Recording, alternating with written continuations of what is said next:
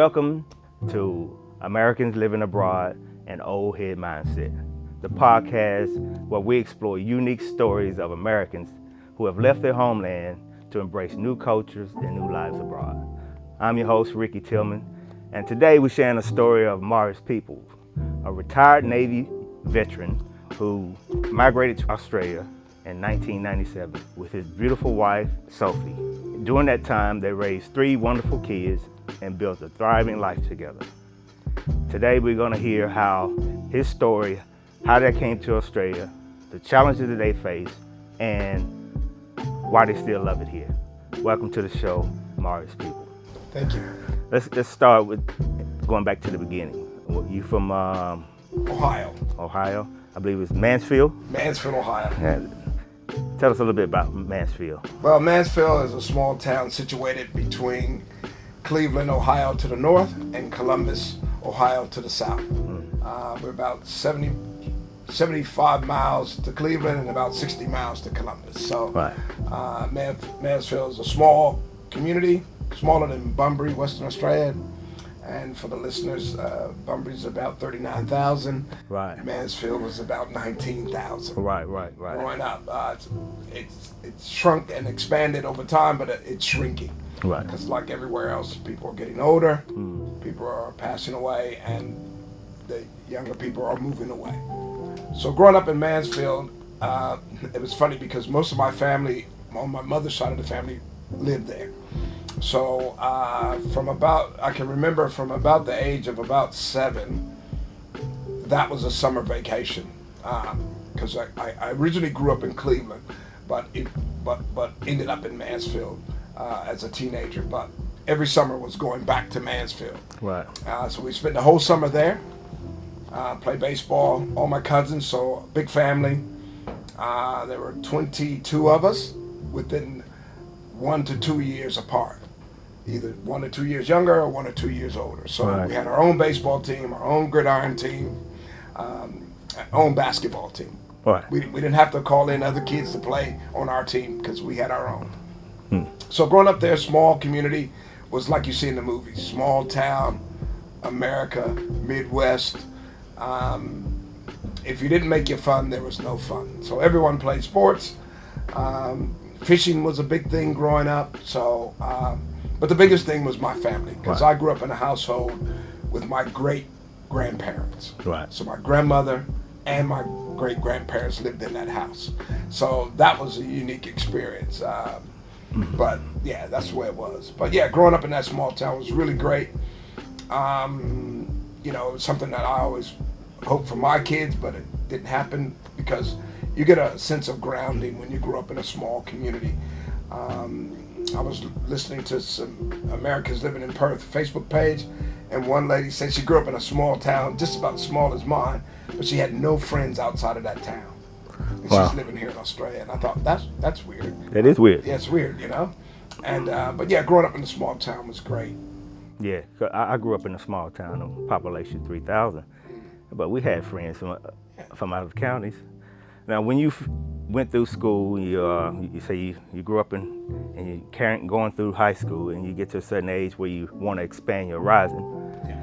Well, because like I said before, our family is a big sporting family, and wrestling was really big in our family. So I started in year 6. We didn't wrestle in year 6, but I started at the YMCA with my cousin, who was a state champion at the time. Right. And so that was my journey through school, playing football, but mostly wrestling. By the time I got to high school, it was all wrestling. All wrestling. So went on So you didn't play any football, basketball? None? not in high school. I Right. played baseball, but not basketball or football. Basketball was just not my thing. Even though I enjoyed playing street basketball, but not in school. Right. But I went on a recruiting visit to 2 universities, Kent State University and Ohio University. And I chose Kent State. That's where I wanted to go. Even though I really wanted to go to Ohio State, but even though 60 miles away, it seemed like a long way away in those days. But yeah, certainly that dream sort of vanished because I didn't go to college, because I said I need to get out of where I'm at. Right. Because a small community, everyone gets the same jobs.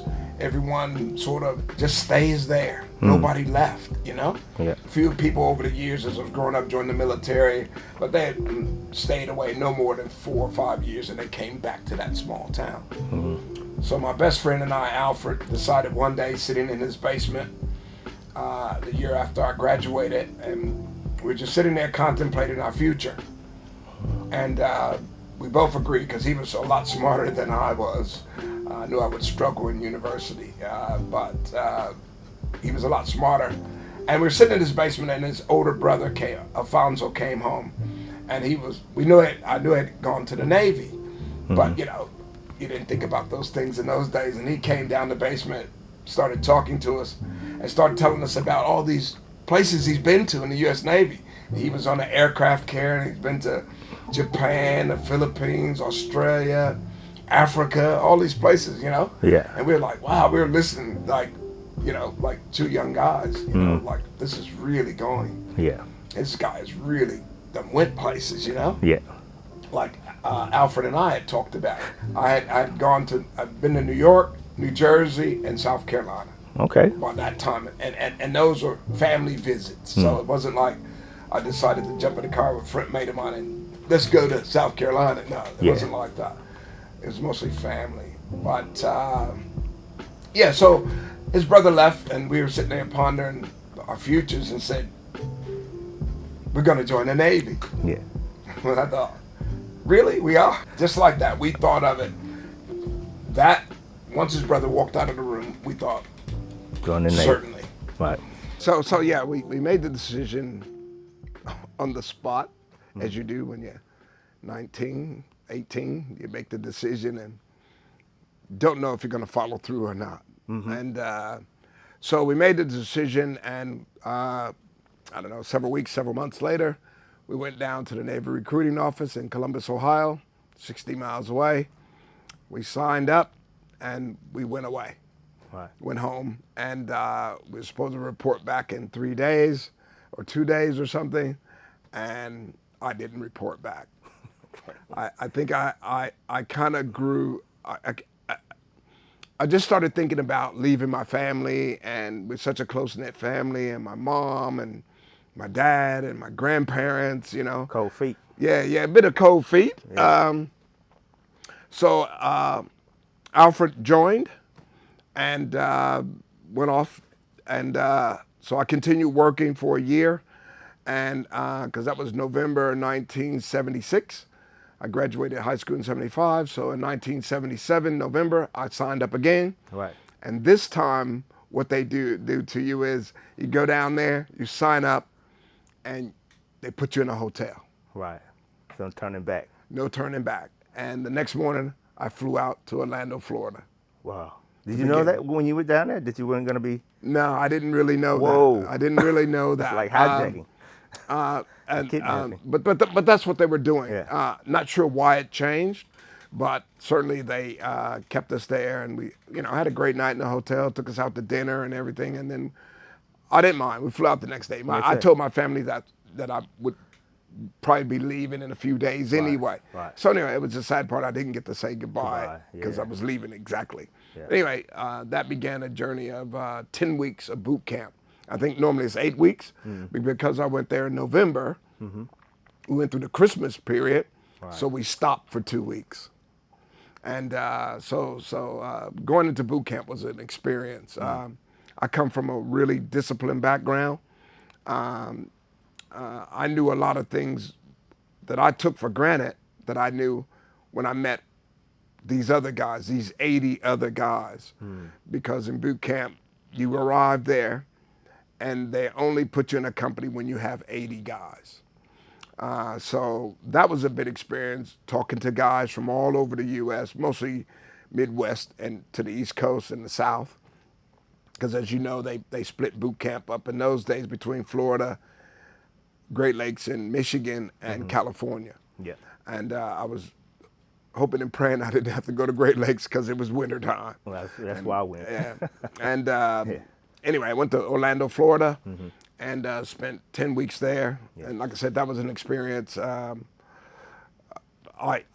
sort of as I said to you once before, I sort of was quite disciplined, and to see people and some of the things they were teaching people, I thought everybody knew those things. You know, how to fold your clothes, how to make your bed, all those kinds of things. You know, Yeah. my grandmother taught me how to make hospital corners when you make your bed. You know, and that's what the military was teaching people. And I thought, I don't know. You were miles ahead.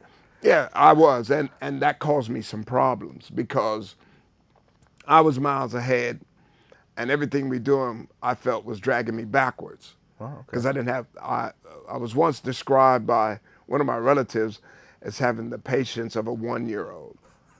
You know, especially if there's something I know. Yeah. I've learned to navigate that over the years, but I still have days when that I don't have concentration. Wow. But anyway, so joined that, did that, went through that phase, got in trouble, walked down. We were in the. I was. So what did you do? So I in walked down. trouble. Me and my good friend I met in boot camp. He was our postal guy. So every day we went marching everywhere, the whole company, and he gets to go by himself to pick up mail. And he started telling me all these breakfast places he was going to, because we go in one side of the galley, the chow hall, and we see all the normal military people on across the other side. Right.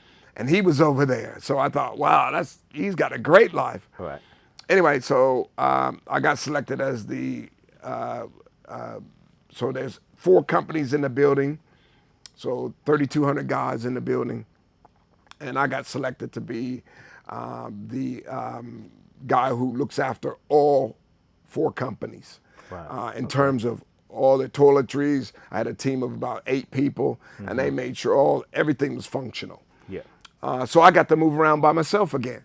So my friend and I went to the phones, because you could go to a phone, I don't know what they called it, a phone exchange, and you walk into this room and there's like 45 phone booths, like public phone booths in there. And probably 80% didn't work. So you're waiting, and there's a bench seat there, and I sat down on the bench seat waiting for the booths to become free. And next thing I hear is somebody going, "Hey, recruit, get off that chair. You're not allowed to sit down." Rah, rah, rah. And I just, like, it startled me. And anyway, this guy came up to me, and he's like talking and spitting and everything. Like, he was like furious that I was sitting down. And he got right in my face, and I just sort of put my hand out like that. And he knocked my hand away. And next thing I know, he was on the floor. And I thought, my friend came out of the food booth. I didn't make my phone call home. Right. Went back to the barracks, had a shower. It's about 8 o'clock at night. And I'm having a shower, and somebody came in there, Peoples, because they call you by your surname. Yeah. They want to see you down on the quarterdeck ASAP. And I was like, uh-oh, I'm in trouble, But, you know. So anyway, go down there. Long story short, go down there, and there's 3 other guys waiting. They're all standing at parade rest with their hands behind their back and waiting their turn to go in. And, you know, each person, and I was the last guy to go in. And I went in there, you know, fearing for my life, thinking I really messed up, right? My temper's got the better of me again, and all this sort of stuff. Because I had a very short temper in those days. And anyway, so I went in there, talked to the commander. He was there, and he talked to me like a father. I was shocked at first, because I thought he was going to be doing that military thing, you know. Anyway, he said, yeah, you know. He said, let me see your book. So I took my book out of my pocket, because the guy wrote it in my book that I punched the guy, blah, blah, blah. Right. And he said, look, you can't go around punching people. He said, what you did was wrong. He said, but I understand, because the guy came up on you like that, and blah, blah, blah. So I said, yeah, look, I was a bit afraid, because this guy came up on me after yelling at me. Now he's in my face, and, you know, danger is imminent, sort of thing. Yeah. But anyway, so he chatted to me and said, look, I know what you need. He said, I talked to your company commander. You need some more responsibility. So they made me the command recruit master chief. Right. Now I'm just not in charge of toiletries and all that. I'm in charge of the whole building. Right. And so that was my journey to responsibility. And I calmed down, and, you know, during the 2 weeks where everyone else went on holidays, I was selected with another group of guys to receive the new recruits that came in. And that was a lot of fun because we got to do to them what they did to us. Yeah. You know, Yeah. put you to sleep at night, wake you up at 5 a.m. with garbage cans banging and all that. So, Laugh, laugh, giggle, giggle. yeah, you know, we had a really great time. And you get to see the military enculturates people. They bring you into their culture. And if you sort of accept it over time and work with it, it's going to work out for you. And the funniest thing is, and I didn't notice it when I first got there, but I noticed it when we were handling the recruits, that guys come in, all walks of life, all colors, all religions, and they all look like serial killers. Because they, you know, afros, braids, Yeah. long hair down their back, Yeah. you know, beards, all sorts of things. The next morning, you take everyone to eat because they need a good meal. And then from there, you take them to get a haircut. And as they come out of there one at a time, Yeah. they look like little bitty schoolboys. Yeah. They're all rubbing their heads and like, you know, rubbing their face because there's no hair on their face or head at all. Looking violated. Huh? Looking violated. And that's when I realized that's when they take control of you. Yeah. Yeah. Starting with the mind. Starting with that culture starts to take control because now you're busy worried about your hair's gone because that was a lot of people's identity. Yes. You know, you got long hair, you got curly hair, you got braids, all that. And these barbers, I don't care if you got braids or long hair, they will do all kind of funny stuff to your head. They scalp you. Yeah, but they'll cut the middle off first or Yeah. cut 2 or 3 of your braids off on the side and just, you know, they all having a laugh. I have a laugh, yes. Having a laugh. But anyway, we take them from there straight to get their clothes like they did me. Get your clothes, everything. They stacking them up, and the guy goes, "Oh, well, I'm a size so-and-so." The guy goes, "Take those boots anyway, you know. Blah, blah, blah. If they don't fit later, come back, you know." Yeah. So I went through that process, and then when the 2 weeks were up, we finished boot camp. And my company commanders came to me, and well, they gave us a day off. We went into Orlando. We had to wear our uniforms, but we were drinking and just having a great time. So got a little free time for doing that. And then when I graduated from boot camp, my 2 company commanders came up to me and said, "You're going to do really good things, you know?" And I thought, yeah, right, you know, that kind of thing. Anyway, so I had my orders. I was going to... So let me stop you there. When he said that to you, was that impactful? Did that Yeah, register? well, it was because they were giving me some guidance all the way through. And I was disappointed because I wanted to be the company commander of my 80 guys. But they chose an ex-Marine guy who a lot of guys didn't have no respect for. And he wasn't one of these aggressive or gung-ho Marines. He was some goofy, dorky guy. And just because he had been in the military before, they selected him. Anyway, they sort of said, "You're going to do bigger and better things. So don't worry about all that stuff, Right, you know. gotcha. You know, just go for it and, you know, watch your temper and, you know, and just pace yourself, you know." Yeah. So by that time, I had orders already to Meridian, Mississippi. And anyway, went home for 2 weeks, seen my family and everybody, you know, with my military uniform on. Everybody's, my uncle was just ecstatic because he went through Vietnam, Korean War, and he taught us all how to fight and box and all sorts of stuff. Yeah. And we then left 2 weeks, went to Meridian, Mississippi Okay. for Yeoman A My School. hometown. Yep. Yeah. Meridian, Mississippi. And that was a bit of an eye-opener. Not in the beginning because we're on the military base. We're going to class every day for 8 weeks. And the greatest thing that happened to me there was I ran into my next-door neighbor who I grew up with. Right. You know, I hadn't seen him in a few years because I was living in Mansfield. He was still living in Cleveland. And I didn't even know he joined the military. So he joined the Marines. Right. And the Marine school was in Meridian as well. Right. So I'm walking down the street one day and headed to the EM Club to get some lunch. It was on a Friday afternoon. We had finished early. And I saw this Marine with 4 other guys and a girl. And I thought, I know that guy. And as I got closer, I went, "Malcolm." He looked at me. "Hey." Gave each other a big hug. I talked about, "Yeah, I didn't know you joined. I didn't know you joined anyway." Yeah. And that was the last time I saw him until 2016. Okay. Because, you know, we went our separate ways and, you know. Where's he at now? He's back home in Cleveland. I see him every time now, every year I go back since 2016. Right. We always connect up. But anyway, did that. And the next thing that happened to me at A School was I got my orders, as you do in A School. And I looked at my orders because they hand them out in the class, and I'm going to Australia. And my heart just sunk. Because everybody's talking about, oh, where you want to go, what you're going to do. And I'm thinking, I want to go someplace that I can drive home within 8 hours. Yes. You know, if I can drive home sooner, fine. But I'm thinking Navy, I'm from Ohio. Well, New Jersey, West Virginia, Virginia Beach, all them kind of places, South Carolina. And I'm thinking, yeah, that's where I want to go. And mine said Australia. And I told my instructor, I am not going to Australia. That's what I told him. I am not going. He said, well, you need to go talk to the commander. So he took me up to his office, went into the office. He said something to the commander. He left, and the commander called me in. As soon as I walked in his office, like this, his desk is over here. There's a file cabinet with a globe on it. And next to the globe is him and his family. Looked like about 8 kids. And I thought to myself, he's going to be all inside my head. Wow. I ain't going to have a chance here. So I sat down, and I explained to him, I really thought I would go to Virginia, somewhere like that. He said, do you even know where Australia is? And I went, yes, I do. Right. I can tell you, name a country on that globe and I'll point it out to you. Right. Anyway, he goes, I've been there. It's a great place. The people are beautiful, blah, blah, blah. So he said, look, go home, talk to your family, give them a call. And then tomorrow, when you come back after class, come see me. So I went home, and I'm sitting on my bunk in my room by myself. My roommate was out. And next thing I know, my roommate comes busting in the door because he was in another class from me. I'm going to Australia. I'm going to Australia. I went, me too, me too. Picked up my piece of paper. And Yes. that began my journey. You were happy to go then. And Kelly was 2 weeks. I don't know how he got, I think in boot camp, that's where I met him. But he got 2 weeks ahead of me because he arrived in Australia 2 weeks before I did.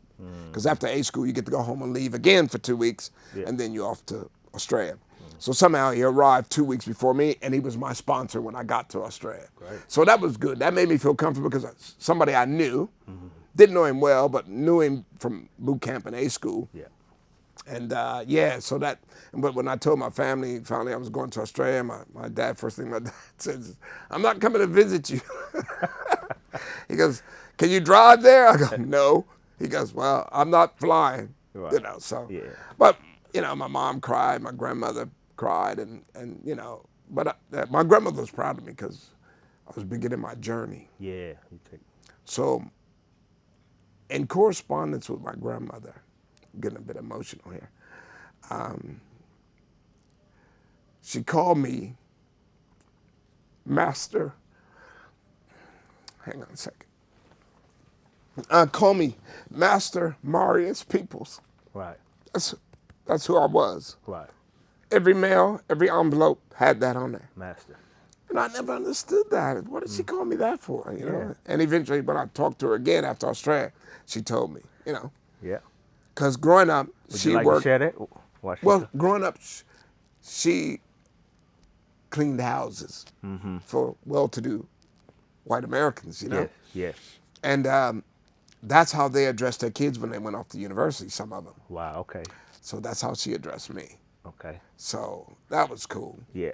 So my care packages came every 2 or 3 months. You know, as you do it next month, you really look forward to that kind of stuff, even though your potato chips will be pulverized. Yeah. Yeah. Oh, you were treated special. Yeah. With the care packages. Yeah, all care packages all the time, clothes, Christmas. You know, I get at least. Well, I was there for 18 months the first time, so I got at least 4 care packages. You know. Wow. Yeah. For my mom, mostly from my grandmother, because I lived with her last 3 years of her life. Right. But yeah, Yeah. makes me emotional talking about it. That's understandable, man. But anyway, That experience in Exmouth. You have any funny stories of when you were in Exmouth, like any kangaroo stories you can share with us? Or wildlife stories? You know, when I got to Australia, because obviously I'd never been in the ocean before. Right. Never even seen the ocean, other than That's right. we in Orlando. You know, well, you kind of inland from Orlando, but flying in there and flying out of there, I saw the ocean for the first time. But I actually experienced the ocean going to Exmouth, and that was the one thing I think that kind of made me go, we're in the wilderness, as you know. Yeah, We're in the outback. We're on the edge of the earth, it seemed. And so went fishing, all that sort of stuff. Had a great time learning deep sea fish, snorkeling, all that sort of stuff. But the thing is, when you go to Australia, they give you indoctrination. They tell you about everything that's going to kill you in that country: stonefish, blue ring octopus, sharks, sea snakes. It was just like spiders, centipedes, scorpions. I'm like, everything's gonna kill you in this place. And but anyway, my funny story, because I was based there twice, as you know. Yeah. My funny story is, one day we had this big goanna lizard that was on base. He had to be about 5 to 6 foot long, right, including his tail. Yeah. And there were a lot of stray cats on base, so he was killing all the cats. Wow. Okay. Which was, for some people that was a good thing, but I just thought, someday I'm gonna get that thing. Right. So one day I was heading over to the auto hobby shop and helped a friend work on his car, and that big lizard ran across the road and was heading toward the hobby shop. I ran back to my room, got my spear gun, my big wooden spear gun, went and shot this thing. I thought, uh-oh, what do I do next? Shot him right through the neck, and this thing is still alive. Right. So I dropped the spear gun, and he's dragging it away. So I'm looking for something, and I found a big piece of steel bar, and I just chucked it on the line, and the spear gun hit it. Right. Stopped him. Anyway, I ran to the auto hobby shop, told my friend, he was a white American guy and from the South. I pulled out his buck knife, as they do, and killed it, right, and skinned it and made a wallet out of it.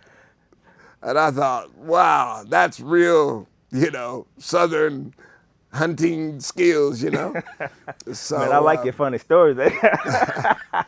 But I also raised, because I'm fascinated with animals. My kids are amazed that I can name most of the animals in the world. Yeah. Okay. I'm fascinated with animals, always have been. So in my room, I had a big fish tank with a scorpion and a centipede in it. Right. Those little Rocky Mountain lizards, the little brown ones, look like camouflage? Yeah. I had one of them in my room. Oh, yeah? But he died because I didn't know what he ate. Right. And they eat ants. Oh, really? Simple as that. They eat bugs and ants, and that's all I had to do is feed him, but he died. Right. After his little pouch on the back of their head, his little knob there, and that keeps moisture and reserves. After that shrunk, he passed away. Yeah. But I learned after that, so I didn't get another one. But yeah, Horny Devil, Rocky Mountain Devil, they call them. They look like marine camouflage, brown and tan. Right. And so I was really big into animals. But I still had a bit of rebel in me. My first tour in Australia, I was still a bit, not out of control, but short temper and my attention span for people's ignorance. I didn't have much tolerance for that. Yeah, that's why you had 2 tours of X-Mile. Yeah. So I got in trouble the first time, went to Captain's Mast, and had my 20 days restriction and all that sort of stuff. And those things, that's why I tell my kids about journey in life. Things help shape you on your journey. So that shaped me, and I said, I don't want to be in trouble ever again, right, that kind of thing. And I was only 19 still. Still learning, yeah. Still young, still away from home, extended period of time. And so I went through all that journey, and I said, I got to do better than that, So I went through my tour duty, met some great guys who I'm still friends with to this day, almost, 46 years later. Yes. I met a lot of people along the way, but there's a handful of guys that I stayed in touch with or got in touch with when Facebook came out, because, you got no way to keep in touch with people if you didn't get their phone number and didn't know where they lived and all that. Yeah. I never seen my friend Carl Kelly again after X-Mile. I think he eventually got out because he wasn't a very nice person. And but anyway, so did my first tour, grew up, learned a lot, went to my first nightclub ever in my life while I was in Australia. So there's a lot of firsts for me: the ocean, nightclubs, deep sea fishing. Australia just one first after another. Yeah, because Australia got some of the most beautiful beaches. Did you make it around to the Turquoise Bay? Turquoise Bay, Yardie Creek, the Exmouth Gulf. Right. Because I used to go out on the prawn boats. I give the skipper 2 bottles of whiskey, and he'd take me out on a prawn boat. I help him, Yeah. but I get a whole big milk crate, the plastic crates, Right. full of anything I wanted. Yeah. Fill it up to the top, because they don't keep crabs, lobster, unless somebody says, hey, can you get a few? They just want prawns, shrimp. That's all they want. Right. And so did all that stuff. So like I said, first. And I really fell in love with Australia after that. Okay. So after your first tour of Exmouth, what happened after that? So I got stationed on a U.S. Navy ship. I got orders to go to San Diego on the USS Turner Joy. So that was going to be another first, another experience. So, I'm a young guy. By this time, by the time I hit the ship after taking leave and everything, I turned 21. Right. So that was a great thing for California. Because if you're not 21, you're not going to any nightclubs, you're not going to any bars or anything. So that was great. So I reported to the ship, and of course, no one. And unfortunately for me, on a Friday, everyone would disappear. My first week there, I think I arrived on a Tuesday or something. By Friday, everybody was gone from the ship but the duty crew. Wow, okay. And I thought, okay, I understand that. But I'm like, where's all these guys who live on the ship? Maybe they're gone for the whole weekend if they didn't have duty. And I thought, what's happening here? So I asked the guy, he goes, the ship had just came from Long Beach, had spent 18 months in Long Beach getting refitted. Right. And I was talking to the guy, he says, well, when we went up to Long Beach from San Diego, he says, we had hammocks. Oh. Hammocks. And I thought, hammocks? And first thing I went was, Spanish galleons or something, but, swinging back and forth. But he said, yeah, they had hammocks and they replaced it, modernized everything. It was an old Vietnam era ship. But anyway, I met a guy by the name William Ford. And he was new to the ship. He had just got on there about a week or so after I did, and we became best friends. And so every weekend when the guys disappeared, over time that slowed down because the families moved back down to San Diego, and eventually everybody started hanging out in San Diego rather than going back, even though we went up to Long Beach a few times and, hang out in Cabrini Green where Snoop Dogg and all of them grew up, many, many years later. Right, they right. grew up in that club and all that sort of thing, and in Long Beach. And that was before they called it the LBC, The LBC. And so I did my tour on the ship. We went back to Australia on a cruise, and that's when I met my wife. Right. Sorry, I met her before I left Australia, but I met her, and that's all I knew. Yeah. But when I went back on the ship, we reconnected. I seen her again, and I said, I know you. And we started the conversation. She was like, who's this guy, blah, blah, blah, if you hear her story, Yeah. Anyway, we connected, we hung out, because we were there for 2.5 weeks. And we kind of rode each other a little bit, And my tour duty in San Diego was great. I mean, another first for everything. I really enjoyed San Diego. I used to go on the weekends and play basketball at Balboa Park. And that's when I saw World Be Free. All these ex-NBA players, or some were still playing in the NBA, some college players. And you get out, you can play with them, but you got to bring your own 5 guys, right? Because ain't nobody going to pick you because they don't know you. Anyway, I had my boy Mark Calloway, and we had a couple big guys. We used to go up there. And anyway, so enjoyed my tour duty in San Diego. Went to LA, went to Long Beach, went to Santa Monica. What's the other beach? Everybody goes to, everybody skates up and down the beach. I'll think of it in a second. But anyway, I had that great experience there, and it was just, and California people are different from Ohio people. They're sort of way out on the edge a little bit. Yeah. And so I did my tour there, and then my time was up in the Navy. Right. Finished. So decision time. This is 1997? No, this is 80. Got to the ship in September of 79, went on the Westpac, left in 81, right, near the end of 81, and that was my time. Right. Done. I don't have to, I can go home. Right. And I thought, nah, it ain't time yet. So you re-enlisted? Yeah, re-enlisted. Well, I talked to the recruiter. Well, I had career counselor on the ship, and talked to him. He said, "What do you want to do?" And I said, "I want to go back to Australia." So we got on the phone, Full circle. talked to the recruiter, whatever they called them back, I forget. The recruiters. Yeah, not recruiters, but the DCs. And so I got on the phone with him, with my HR, with my career counselor, and I told him what I wanted, to go back to Australia. He said, shuffling some paper, he says, "You've been to Australia. You want to go back again?" I said, "Yeah." I said, "That's the only way I'll re-enlist." He said, "Done." So I re-enlisted, Right. and within a few months, I went home, saw my family, off to Australia again. Right. And So Australia made a great impression on you. it did. Like I said, it was a lot of firsts, more than I can count on my hands. It was a lot of firsts for me, and that made an impression on me. The people were nice, they treated us like superstars. You go down to Hay Street Mall in those days, and you were treated like a superstar. People would gather around, you want to talk to you, take pictures with you, like, Yeah. I'm nobody. Yeah. I always ask this question by now. It's what did you really love about Australia? Was it the people, the culture, or the country? What really stands out the most? The people.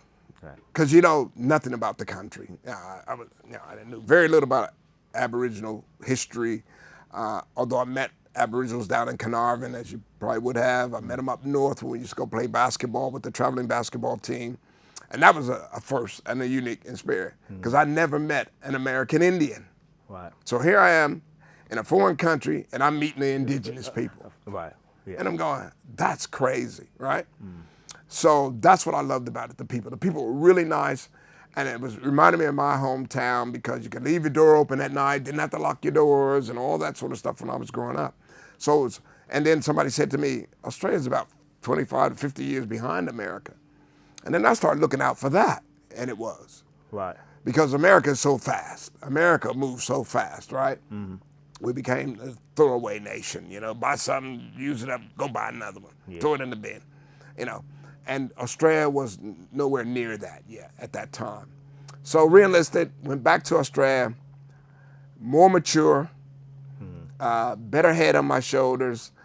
And so I did my job, worked at the SATCOM this time, and worked at the pot shop, because the Burkett family I got really close with them. I worked duty manager at night on the base a couple nights a week, so I kept myself busy. Yeah. And I had my little side You're a hustles. bit of a hustler, yeah. Yeah, I was a bit of a hustler. I'm originally from Cleveland and Mansfield. You see guys hustling, Yeah. And it was side hustles, when people who didn't smoke, because you had a ration card. You could buy so many cartons of cigarettes. People didn't smoke. Well, I negotiate to get their ration cards. Right. Well, pay them a little bit of money or whatever, but I could go buy 10 cartons of cigarettes and sell them for, Yeah. Same with alcohol. You had a ration card. Of course, I've never been a big drinker, but I do enjoy a good scotch, even back then, because I grew up in a household where my dad drank scotch as well. But did that, sold alcohol, sold stereo equipment, anything somebody wanted, cameras, whatever you want, I'll get it for you. All my Aussie friends, Your right? mind constantly ticking over. Yeah, it was illegal as hell, but that's what you did. You were young, Yeah. and you had the wherewithal to do that. But I kept a good head. I didn't get any fights anymore. I did get in trouble again, but it wasn't my fault. Some girl at the time accused me of cheating on my girlfriend, which I thought was weird. But she wasn't my girlfriend, and she shoved me. Now, this girl was one of my best friend's girlfriend, and when he left, she was just out of control. But anyway, she shoved me one time. She was a lot of alcohol, and I shoved her back. Unfortunately, she fell through a door. So I got a call on the Monday. This happened on the weekend, and from the local police in town. Now, this is when I realized that I had clout. And like I said, again, your journey is dictated by things that happen to you. Worked at the pot shop. I was in the community, always at the racetrack when they had the races. late at night, gambling under the leaves, paying 2 up and all that. So I mingled with the Australians. Right. First time I didn't mingle so much. Second time I mingled. Yeah. Cam's hot. Okay. And so I, got a call from the police, said, you need to come down. They said, you've been accused of assault. And this is what he said to me. When can you come down to the police station? Right. And my growing up experience, Never. no, that would never happen to you. The cops would come into the scene, cuff you, and take you away. Might even beat you up back in those days, right? Yeah. Because you be asking questions and you get hit in the mouth for asking questions. Nowadays, you see people on videos asking cops, why are you doing this to me? All right. Anyway. So I said, yeah, I'll come down there after work. So I went down there after work. They told me what the charges were and gave me a court date. So I went back, told my warrant officer and my chief, and they hated me anyway. Right. And I won't say they were the big R, but they were. Right.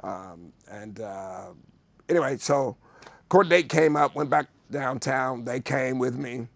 I'm sitting there by myself. They're sitting in the back, and everybody, guy says, the bailiff, whoever he was, said, all rise. First time, second time in court. Anyway, that's a long story. But yeah, went in, and it was Larry Burke's dad. Hang on, you own the pot shop. You're the Elks Club president or whatever that club was they had in town. And now you're the magistrate. I said, oh, okay, we'll see how this. So I sat there. So he read out the charges, and he said, how do you, what happened? Tell your side of the story. And I told my side of the story. She told her side of the story. And he sort of looked at the paperwork, pondered, and then he looked up and he looked over at her. And this is exactly word for word what he said to her. He says, I don't think you're telling the truth. He said, furthermore, because I know this young man, and I just don't believe he would do something like that without being provoked. And you probably did it pretty bad because, and he goes, furthermore, I understand from other people in this town that you are selling drugs in this town. And she looked at him like wide-eyed. He said, so I'm going to dismiss the charges and give you 24 hours to be out of Exmouth. Wow. Case dismissed. I looked over at my warrant officer and my chief. They were like they just knew I was going to, this is it. Yeah. Finally got him, Yeah. This guy is too clean. He does too, everybody likes him. And because even after I left that court case, the XO at the time was an Australian. He called me in, and I told him what happened, and he said, okay. He goes, but everybody, everything and everyone. I said, I know lots of people, I know the guys on base, girls, and people in town. I always participate with the locals. I got American guys playing on basketball teams down there, socializing, integrating with the Australians. He says, there's drugs on this base, and I think you know who's doing them. I go, now that's the one thing, and I told him the story my father told me the first time I ever had any illicit drugs. I dropped it in my father's car when I was about 17. And my father is from South Carolina. And he called marijuana dope balls. So I asked him one time, I said, what did you do with that little bag I dropped in your car? He goes, I took it into work and threw it in the incinerator. Right. So that's how my dad felt about drugs. And Right. and from that day forward, that's how I kind of felt for a long time. But anyway, I said nothing. I said, I don't know. I don't get involved with people who do that kind of stuff. If I knew they did that stuff. Anyway, he didn't bother me. But so during that time, I reconnected with Sophie anyway. Yeah. And came down to Perth a few times, and we started building our relationship from there. And so that was 19. I left there in 1983. By this time I had been to Melbourne, Sydney, so I've seen a bit more of Australia, On the ship I had been to Melbourne, Tasmania, Adelaide. So, it just cemented it for me that when we decided, after I came back to San Diego, we decided, I was in helicopter squadron after leaving Exmouth, and we decided that we're going to get married. And so I told her the one thing you have to do is come here. I had an apartment in San Diego, and she stayed with me there. I said, but you need to go back and visit my family. I'm not coming with you. Right. Because you need to see my unadulterated history Right. from my family, not from me, you know. Okay. So she went back there. Oh, man, my family fell in love with her. I was jealous. I was like, they took her everywhere, did it. My grandmother fell in love with her, and luckily she got to see my grandmother. But yeah, and so then she came back, and yeah, she enjoyed it, had a great time, spent a few more weeks in San Diego with me, and then went back to Australia. Yeah. And then in September of 1985, well, I got there probably late August, but September 21st, I got to get this right if she ever sees this podcast. September 21st, 1985, we got married. Yeah. So none of my family was there. It was all her family. Her parents paid for everything, you know, and Where was this at? Was this in Perth. In Perth. In Perth. Right. So we got married, and I was still based in San Diego, and then I got orders to Hawaii. Right. So I moved to Hawaii. She came in December, after we got married in September, and 1985 we started our life together in Hawaii. Hawaii. Yeah. Yeah.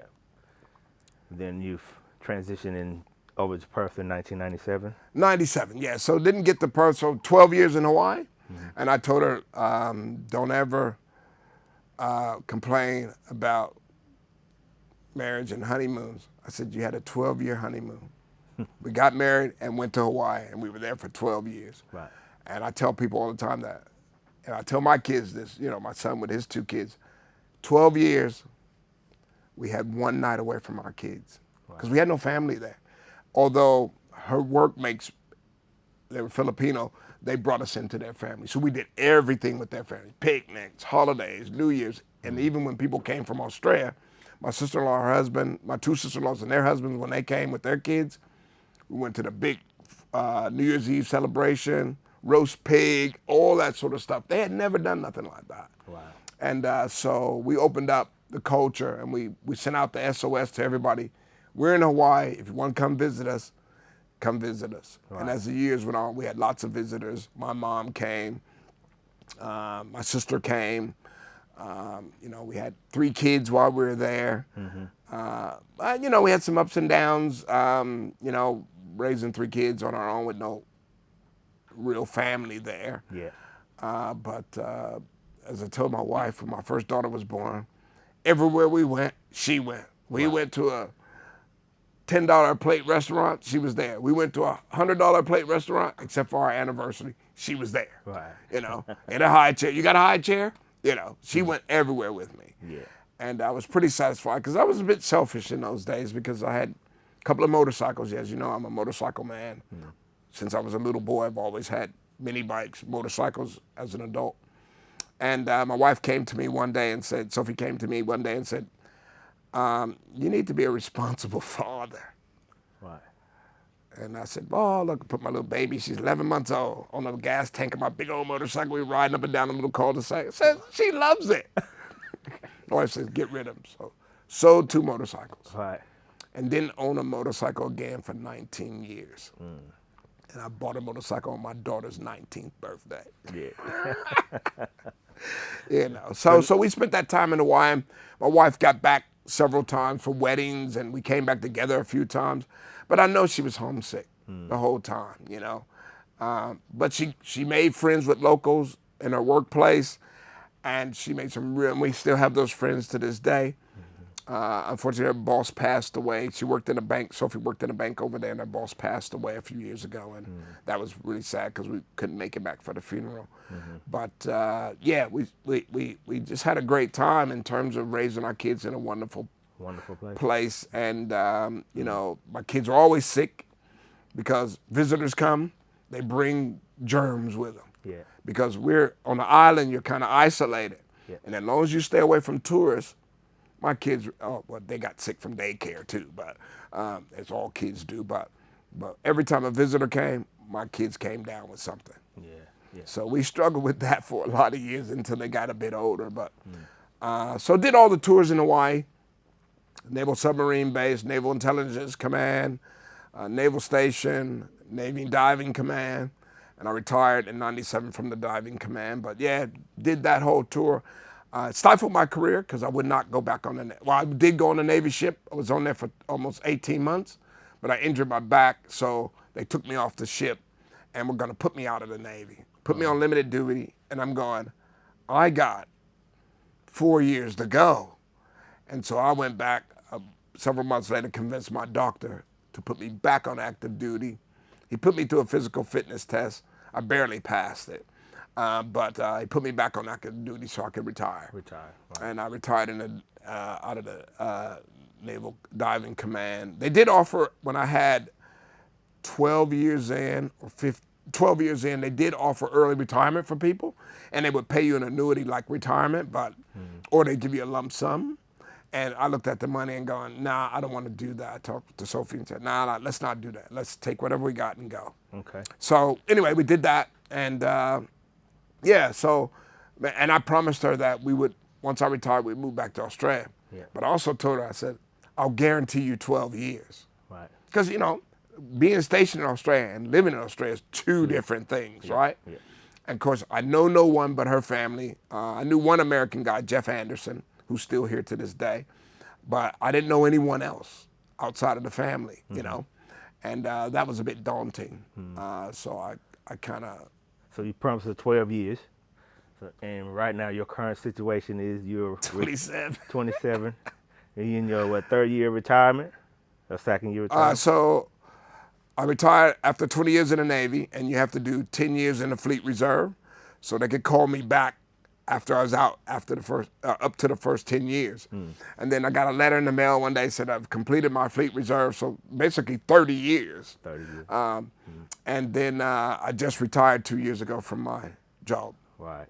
So there you go. And see, and you mentioned the motorbike. You got back on your bike, and what I've noticed, one of your adventure, you've joined a motorbike club. Yeah. So and you sort of cruise around the countryside. Yeah, and I rode with some guys who are still my good friends to this day.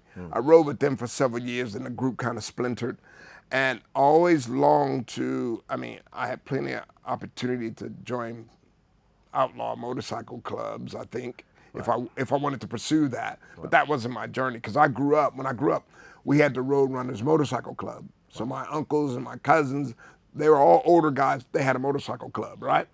And so I was always involved with Harley Davidsons since I can remember. And that was always going to be a part of my life. I've owned 4 or 5 bikes since 2007. I just kept buying them. So you go to the midlife crisis? No, this is my passion. Right. You like computers, you like gaming, I like motorcycles. Yeah. And anyway, so joined the Military Brotherhood Military Motorcycle Club. And so they're all ex-military, whether Australia, New Zealand, British.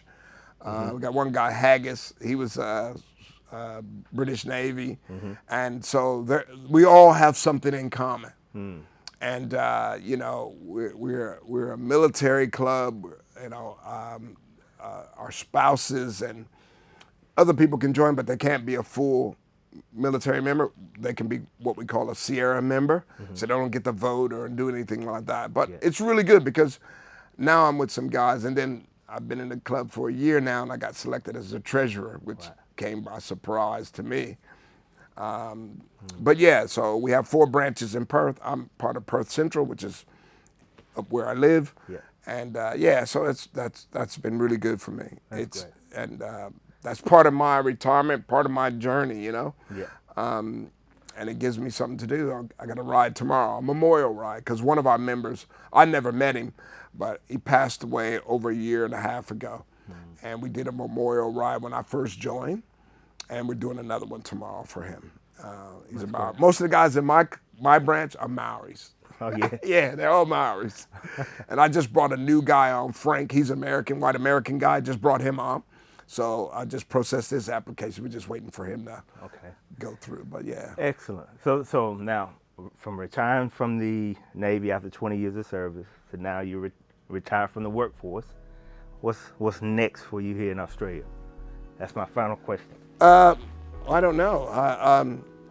Because I was always, you know, contrary to one of our friends' belief, I like planning. I don't dislike planning. But me, a plan is a journey, and plans change. As long as you keep on, moving north, you're gonna have some east and west travel, and you're gonna have some pausing, but the journey is still moving forward. So, big thing for me now is health, my grandchildren, my motorcycle club, my wife, because I told her, you might retire in a year or so or two. You need to get some hobbies, because you can't sit here in this house and rely on me to be your planner, and say, oh, we're doing this, because we like traveling. We do a lot of travel. Right. We do a lot of travel. And we're off to Japan, we're off to Hong Kong in February. Okay. It was supposed to be a 2-part trip to Japan, but we didn't want to rush to Japan, and the other guys are continuing on to Japan. Then we're off to Malaysia in March, and the US in July, and possibly a trip to Europe. Marius, you got one hell of a story.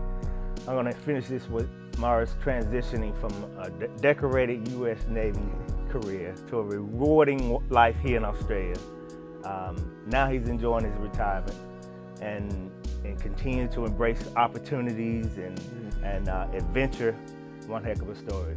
Thank you guys for tuning in for Americans Living Abroad. And if you like Marius' story, hit the subscribe button and continue to follow our episodes. And also hit the bell icon so you don't miss out on the next episode.